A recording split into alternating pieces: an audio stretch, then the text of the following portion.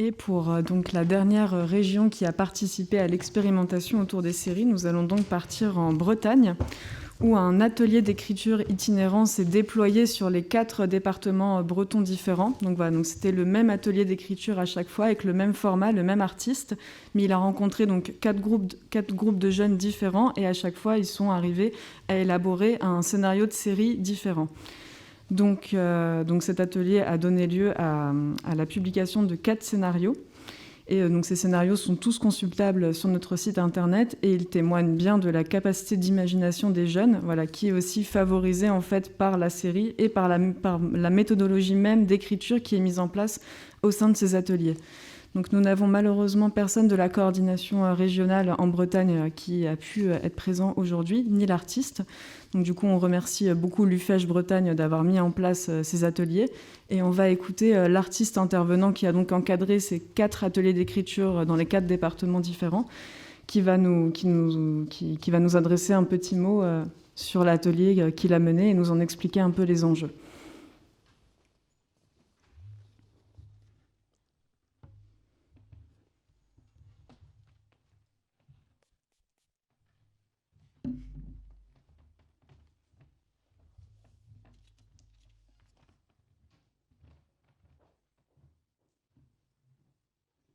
Bonjour, je suis Christophe Lemoine, je suis scénariste pour le cinéma, pour la télévision, mais j'interviens aussi beaucoup comme formateur, comme coach, comme consultant, voilà, à la fois on va dire en freelance, mais également dans des structures comme le Groupe Ouest ou Meditalent, qui sont des structures d'accompagnement de scénario. Voilà, je vous salue tous, je suis vraiment désolé de ne pas être avec vous aujourd'hui, ça m'aurait beaucoup plu de partager ce moment avec vous au sein de la Bibliothèque nationale de France.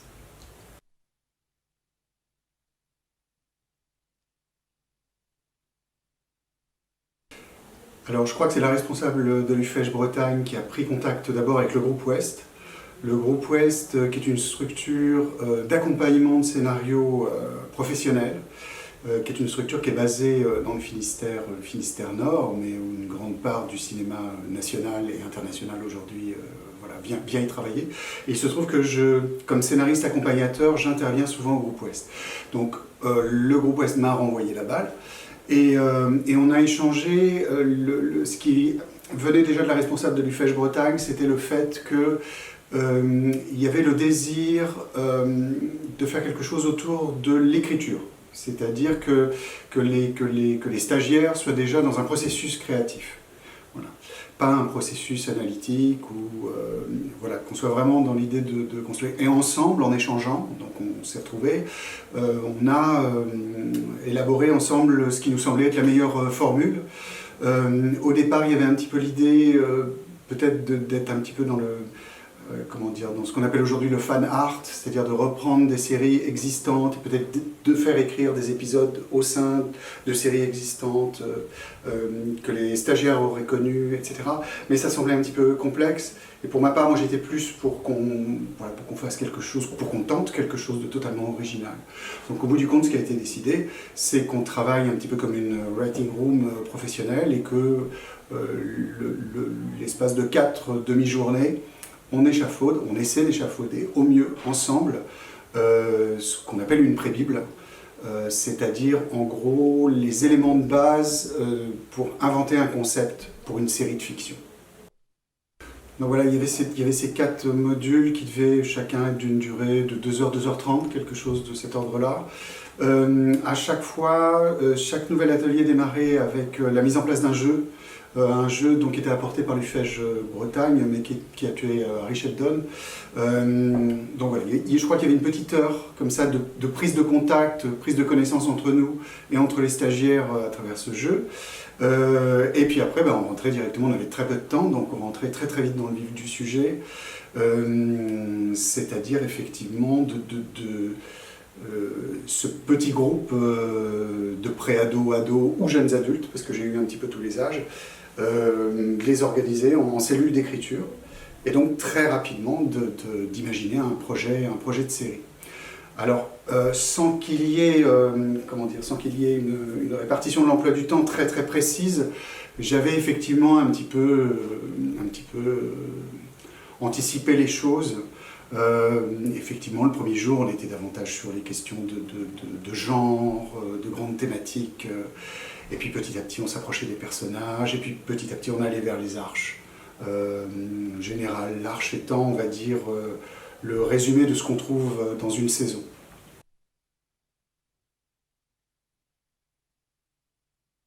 L'idée générale étant que, alors que on s'amuse, parce que c'est un jeu, on s'amuse à inventer une série,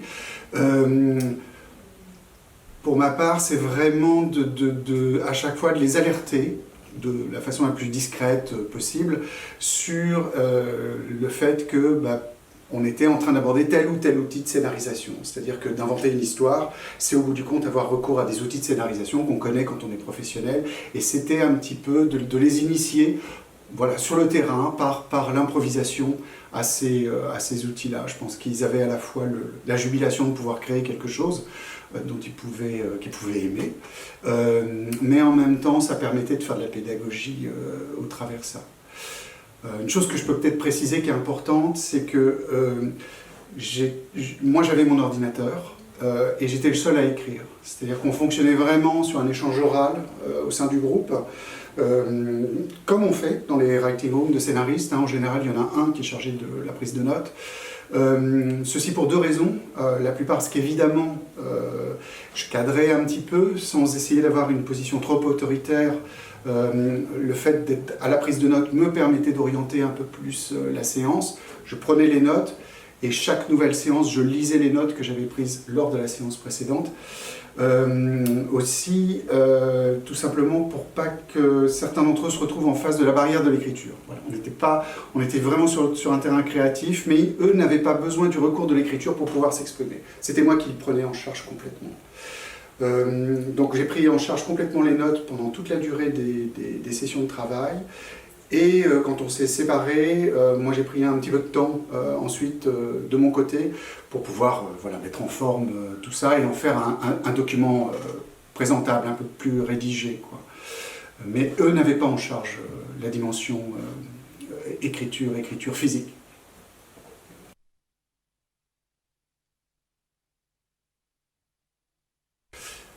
Alors, effectivement, on s'est beaucoup posé la question de comment conclure ces ateliers à chaque fois, et l'idée a été et aussi d'avoir la possibilité d'un rendu qui soit peut-être plus proche des séances de travail, donc plus vivant qu'un simple document écrit, dont j'avais finalement beaucoup la rédaction.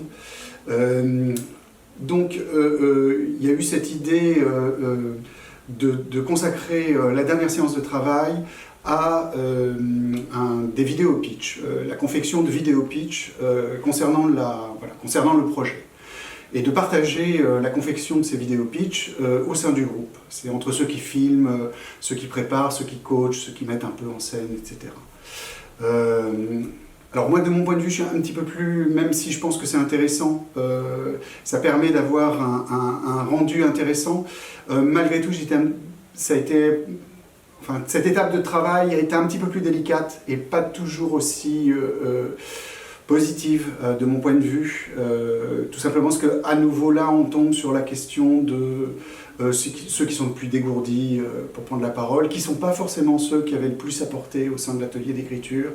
Voilà, on rentre dans un autre type de travail, qui est un travail de présentation à l'oral.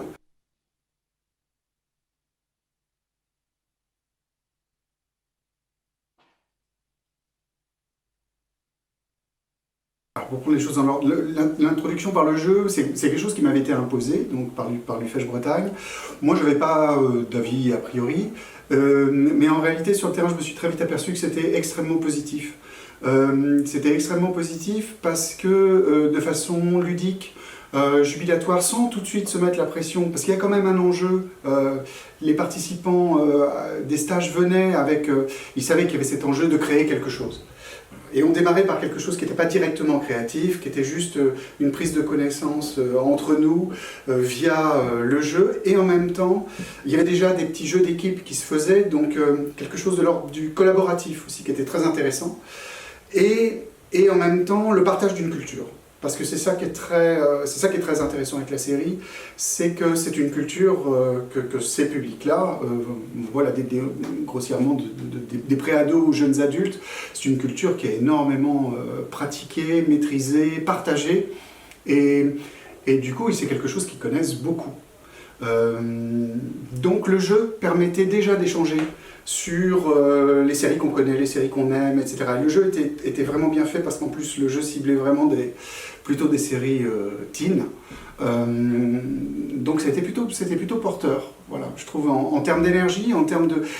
Après c'était beaucoup plus simple quand on a commencé tout de suite après, on a commencé tout de suite par du brainstorming, on n'avait pas de temps à perdre. Et au bout du compte, c'est allé très vite parce que le groupe existait déjà, quoi. Ça permettait au groupe vraiment de se former.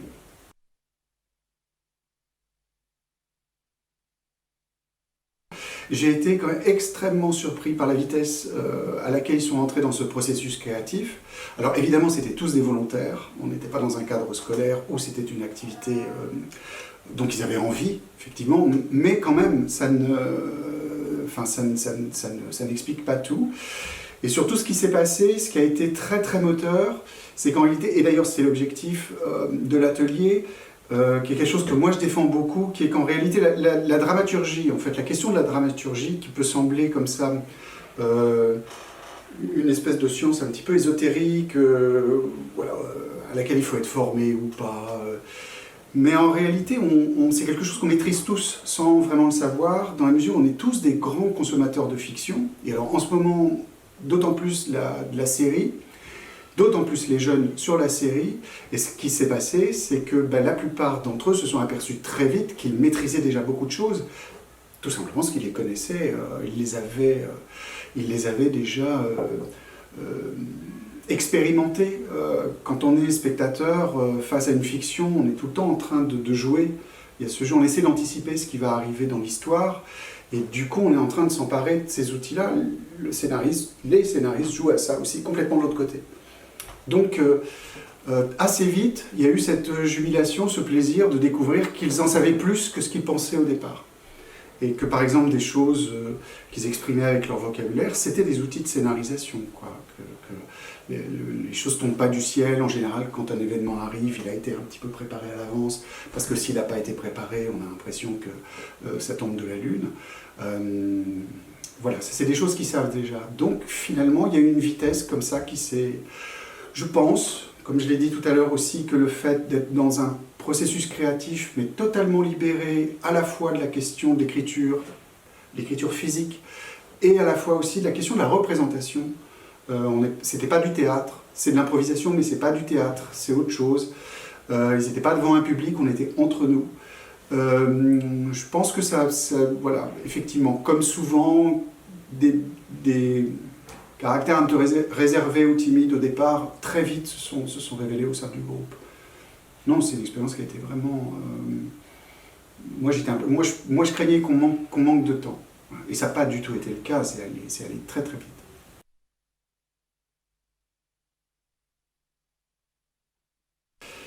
Alors, il se trouve que on va dire l'écriture en atelier, l'écriture sérielle en atelier, en ce moment, c'est une révolution en France.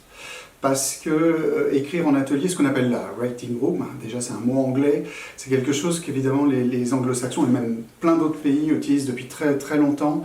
En France, il y a longtemps eu une grande problématique avec ça, qui est beaucoup liée aussi à la question de la gestion financière. Je ne vais pas rentrer dans tous les détails, mais la question du partage des droits d'auteur.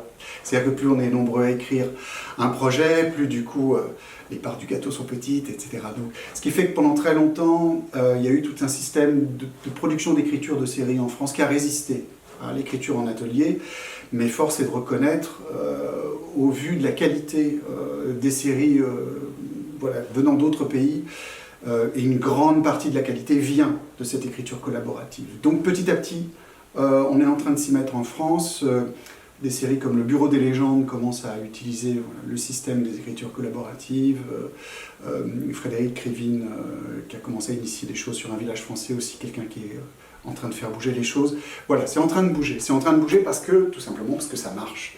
C'est-à-dire qu'effectivement, avoir 6 ou 7 cerveaux qui turbinent, et pas que des cerveaux, des cœurs aussi, parce que l'inspiration c'est de l'émotion, c'est pas uniquement cérébral. c'est beaucoup plus productif. Et qu'une seule personne qui porte on va dire la création quasi totale des séries au plus court, c'est 6 fois 52 en termes de volume d'écriture, de volume d'invention, c'est énorme. Alors, il y a quand même une chose qui est importante, c'est que l'écriture collaborative, elle a une limite, qui est la question de qui décide. C'est-à-dire qu'il y a une autorité. Effectivement, c'est la question du showrunner, donc le showrunner qui est ce terme qu'on entend beaucoup depuis quelque temps, qui en réalité qui est le capitaine du navire, qui est le patron de la série, et qui va décider oui ou non si telle idée est bonne ou non. Voilà. Et c'est vrai que durant ces ateliers, c'est moi qui ai un peu tenu le rôle de showrunner. C'est-à-dire qu'effectivement, je finissais par dire oui ou non, ça rentre dedans ou pas. Mais c'est ce qu'on retrouve effectivement dans toutes les écritures collaboratives aujourd'hui. Le fait de choisir plutôt, on va dire, ce type de travail scénaristique, donc davantage sur la série, je trouve que c'est très payant, parce que c'est leur culture, ils la partagent énormément, donc ils sont très motivés. Et effectivement, c'est un mode d'écriture qui permet vraiment le partage du travail.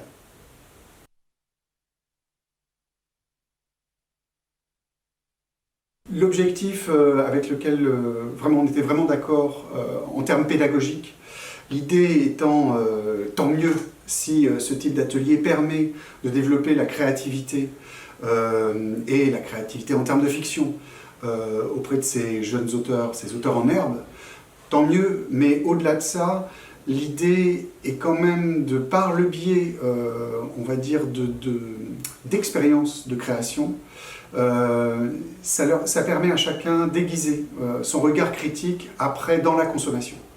En étant un petit peu producteur, on n'a plus tout à fait le même regard après quand on consomme. Et effectivement, ce sont des publics qui consomment énormément de fiction. Le fait de travailler un peu ces fictions-là, hormis le fait que ça vaut peut-être le coup en France de déceler des talents un peu plus tôt encore, mais au-delà de ça, même, ça permet à tous ces publics-là, jeunes, de développer un regard réellement davantage plus riche sur le terrain analytique et donc critique sur leur consommation de fiction.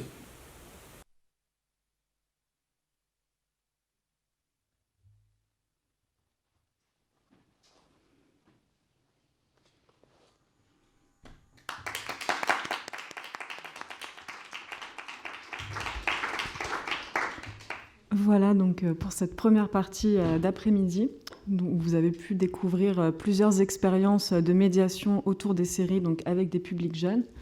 On a pu découvrir de nombreux ateliers, mais aussi quelques ressources, notamment des jeux qui ont été créés autour des séries, et comme plusieurs intervenants artistiques le mettent en lumière, permettent vraiment de faire que les jeunes se sentent plus à l'aise et ensuite s'investissent d'autant mieux dans la dynamique de l'atelier.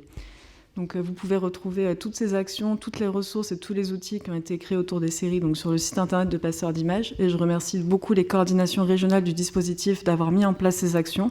Donc la CAP, Cyclic, l'UFH Bretagne et la coordination francilienne Passeurs d'Images. Merci à elles. Et je remercie beaucoup aussi les artistes et les intervenants qui sont venus aujourd'hui prendre le temps de nous parler de ces expériences. Merci à vous tous et à vous toutes.